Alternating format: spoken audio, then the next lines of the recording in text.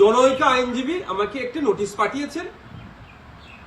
তিনি বলেছেন 48 ঘন্টার মধ্যে যদি তার ক্লায়েন্টকে আমার বক্তব্য দ্বারা নাকি মিসলিড হয়েছে এই মর্মে বক্তব্য প্রত্যাহার, ক্লারিফিকেশন বা তার নোটিশের উত্তর না দিলে আমার বিরুদ্ধে আইনত ব্যবস্থা নেবে।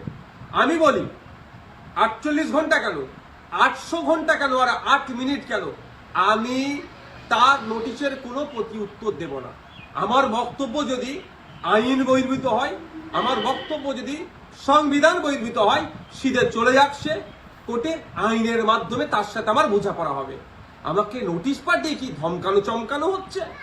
এই ধরনের অনেক নোটিশ আমি খেয়েছি। আমার নামে অনেক মারাত্মক মারাত্মক অভিযোগের মামলা নিয়ে আমি মাথায় করে চলছি, মিথ্যা অভিযোগ নিয়ে। উনি আমি ভয় পাই না।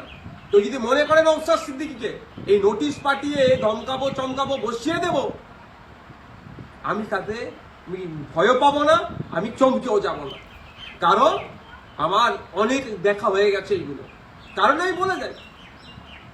আর কাকতলীয় ভাবে বলছি না, এটা বাস্তবিক হয়েছে। 2019 সালে কেন্দ্রের সরকার নিয়ে এসেছিল এক বিভাজনের বিল, সিএ। যখন আমার বড় ভাইজান পিরজাদা আব্বাস সিদ্দিকীর নেতৃত্বে সারা বাংলায় যখন বিজেপির বিরুদ্ধে আন্দোলন আমরা সংগঠিত করেছিলাম, ওই সময় গভীর রাত্রে আমাদের বাড়িতে পুলিশের দ্বারা হামলা চালানো হয়েছিল। সেই রাত্রে আমি সুপ্রিম কোর্টে এসেছিলাম, তারপরের দিনে মামলা করব বিজেপির বিরুদ্ধে, কেন্দ্র সরকারের বিরুদ্ধে। আর এখন আমরা যখন এই ওয়াকফ সংশোধনের বিরুদ্ধে মাঠে ময়দানে গণতান্ত্রিক প্রক্রিয়ায় লড়াইয়ের বার্তা দিচ্ছি এবং আইনি লড়াই করবে বলে তার প্রস্তুতি নিচ্ছি, আমাদের বাড়িতে নোটিশ চলে আসলো।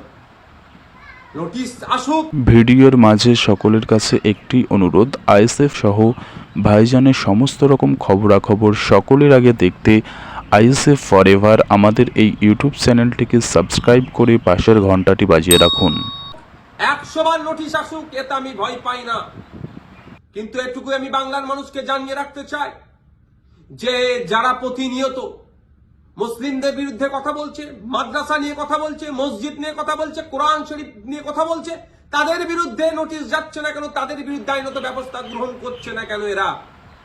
এরা তৃণমূলের মুসলিম বিধায়কদেরকে বিধানসভা থেকে চাংতলা করে রাস্তায় ফেলে দেবো বললেও তাদের বিরুদ্ধে আইনত ব্যবস্থা গ্রহণ করছে না, নোটিশ পাঠাচ্ছে না।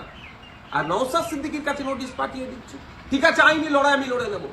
আমার আইনের যারা বিশেষজ্ঞ আছে, সম্মানীয় বিকাশ রঞ্জন ভট্টাচার্য স্যার এবং সম্মানীয় শামীম দ্বারা কথা বলেছি, তারা আমাকে বলেছে তো আপনার কাজ হচ্ছে রাজনৈতিক লড়াই লড়ে যাওয়া, বাকি আইনি দিকটা আমরা বুঝে নেব। সুতরাং আইনি লড়াই কোর্টে আমিও বুঝে নেব। কিন্তু আমার প্রশ্ন, যারা প্রতিনিয়ত মুসলিম সম্প্রদায়কে, মাদ্রাসা মসজিদকে আক্রমণ করছে, বিষ উগলাচ্ছে, তাদের বক্তব্যতে হিন্দু মুসলমানের মধ্যে যে সম্প্রীতি, যে ঐক্য বাংলায় বিনষ্ট হতে পারে, তাদের বিরুদ্ধে কটা নোটিশ করা হয়েছে, তাদের কজনের বিরুদ্ধে আইনত ব্যবস্থা গ্রহণ করা হয়েছে, বাংলার মানুষ একটা জানবেন, আমিও জানতে চাইছি। শুধু তাই নয়, আমাদের রাজ্য সরকারকে, আমাদের রাজ্য সরকারের যিনি প্রধান মমতা ব্যানার্জি মহাশয়াকে একটা বক্তব্য শুনেছিলাম, কি জঙ্গি যোগ না কি বলে দেখে দিয়েছিল, তখনও চুপ করেছিল। আর নওশাদ সিদ্দিকীর বিরুদ্ধে নোটিশ, ওই নোটিশ পাঠিয়ে আমাকে কেউ ভয় পাওয়াতে পারবে না। বিজেপির এই ওয়াকফ আন্দোলনের বিরুদ্ধে, সংশোধনী যে নিয়ে এসেছে ওয়াকফ, এর বিরুদ্ধে আন্দোলন জারি থাকবে। এই অসাংবিধানিক, অগণতান্ত্রিক এই যুক্তরাষ্ট্রীয় পরিকাঠামোকে ভেঙে দেওয়ার যে সংশোধনী নিয়ে এসছে, এর বিরুদ্ধে লড়াই জারি থাকবে। যখন আমাকে খোঁচা দিয়েছে, আমি কয়েকটা প্রশ্ন বাংলার মানুষের কাছে তুলে ধরতে চাইছি এবং সর্বোপরি তৃণমূল কংগ্রেসের কাছেও তুলে ধরতে চাইছি, এর উত্তর দিতে হবে। আমরা জানতে পেরেছি বেশ কয়েকজন এমপি পার্লামেন্টে অনুপস্থিত ছিল, তাদের বিরুদ্ধে তৃণমূল কংগ্রেস দলগতভাবে কি ব্যবস্থা গ্রহণ করছে, কি নোটিশ পাঠাচ্ছে, কি শোকজ করছে, তাদের বিরুদ্ধে কি অ্যাকশন নেবে, সেটাও পাবলিক ডোমেইনে দিতে হবে এবং কি নিচ্ছে সেটাও যেন জানানো হয়। দ্বিতীয় হচ্ছে, যারা পার্লামেন্টে উপস্থিত ছিলেন, টোটাল আমরা যতটুকু জানা আছে, পার্লামেন্টে দুটো কক্ষ মিলিয়ে, লোকসভা রাজ্যসভা মিলিয়ে তৃণমূল কংগ্রেসের এমপির সংখ্যা প্রায় 42টি। এই 42 জনের মধ্যে কতজন ভোটাভুটিতে অংশগ্রহণ করেছে এবং যারা ভোটাভুটিতে অংশগ্রহণ করেছে কতজন ওয়াকফ সংশোধনী বিলের বিরুদ্ধে ভোট দিয়েছে না অন্য কোথাও ভোট দিয়েছে, সেটাও পাবলিক ডোমেইনে পাবলিশ করা হোক, অর্থাৎ জনগণের সামনে তুলে ধরা হোক। তাহলে দুধকে দুধ, পানিকে পানি হবে।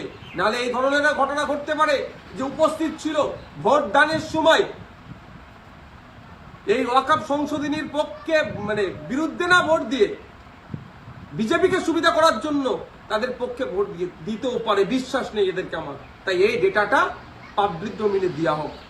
আর 3 নম্বর যেটা, যে 2021 সালে এমএলএ বিধানসভা নির্বাচনের সময় বলেছিল বিজেপিকে আটকাতে হবে, ভোটটা আমাদের দিন তৃণমূল কংগ্রেস। যারা আজকের দিনে এমএলএ তারা বক্তব্য দিতে গিয়ে বলেছিল যে বিজেপির বিরুদ্ধে লড়াই করতে গেলে ওনাকে জিতাতে হবে, ওনাকে জিতিয়েছেন। এখন লড়াই করবে না বিজেপির বিরুদ্ধে, না ঘরে ঢুকে চুপ করে বসে থাকবে? লড়াইটা কেমন ভাবে হবে? গণতান্ত্রিক প্রক্রিয়ায় মাঠে ময়দানে নেবে আন্দোলন সংগঠিত করতে হবে, আর একটা গণতান্ত্রিক প্রক্রিয়ায় আইনের সহযোগিতা নিতে হবে। এই যে বিজেপি ওয়াকফ সংশোধনী বিল নিয়ে এসেছে, এটাকে প্রত্যাহার করার দুটো রাস্তা। একটা হচ্ছে জনগণের চাপ সৃষ্টি করে, যেটা সংখ্যালঘুদের উপরে যে দমনপীড়ন হচ্ছে, ভারতবর্ষের পশ্চিম বাংলায় সংখ্যাগুরু মানুষদেরকে দায়িত্ব নিতে হবে। এই সংখ্যালঘুদের উপরে যে দমনপীড়ন নেমে আসছে সেটাকে প্রোটেক্ট কিভাবে করবে, অর্থাৎ মাঠে ময়দানে সংখ্যালঘু থেকে শুরু করে সংখ্যাগুরুরা মিলে আন্দোলন সংগঠিত করবে, জনপ্রতিনিধিদেরকে সামনে রেখে সাথে নিয়ে একটা দিক। আর একটা হচ্ছে সুপ্রিম কোর্টের দ্বারস্থ হয়ে আইনের মাধ্যমে এই যে নতুন আইন তৈরি করতে চলেছে, এই আইনটাকে রদ করা। এখন আমার বলার বিষয়, পশ্চিমবাংলায় 200-র অধিক তৃণমূল কংগ্রেসের বিধায়ক আছে। সেই সমস্ত বিধায়কদেরকে প্রত্যেকজন যাতে একটা করে মামলা করে তার জন্য প্রস্তুতি নিতে হবে।